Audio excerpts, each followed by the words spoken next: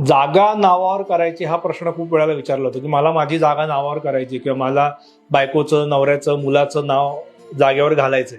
ते नावावर करणं म्हणजे काय? तर नावावर करणं म्हणजे तुम्हाला असं अभिप्राय असतं की मालकी हक्क त्या तुमच्या स्पाऊसला किंवा मुलाबाळांना द्यायचा.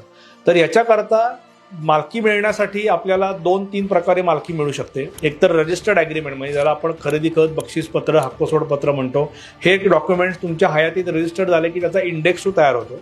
ते तुमच्या डॉक्युमेंट ऑफ टायटल म्हणतात. मृत्यूपत्र, हे मृत्यूपत्र अंमलात आल्यावर त्याची मालकी मिळते, किंवा मृत्यूपत्र केलं नसेल तर वारसा हक्काने तुम्हाला मालकी मिळते. वारसा हक्क कायदा जो असेल तो त्याच्याप्रमाणे. पण एखाद्याचं नाव डायरेक्ट प्रॉपर्टी टॅक्सवर आहे, लाईट बिलावर आहे, किंवा प्रॉपर्टी कार्डावर आहे, सातबाऱ्यावर आहे, ह्या कुठल्याही डॉक्युमेंटनी मालकी ठरत नाही, मालकी मिळत नाही.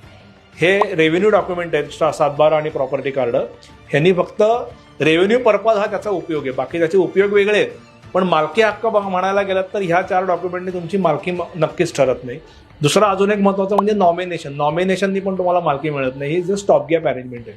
त्यामुळे जागा नावावर करायची म्हणजे तुम्हाला जागेतली मालकी ट्रान्सफर करायची, आणि मालकी ट्रान्सफर करायची असेल तर हे मी म्हणलं तसं रजिस्टर्ड ॲग्रीमेंट किंवा मृत्यूपत्र किंवा यातलं काहीच नसेल तर तुमच्या वारसा हक्काने तुम्हाला मालकी मिळते.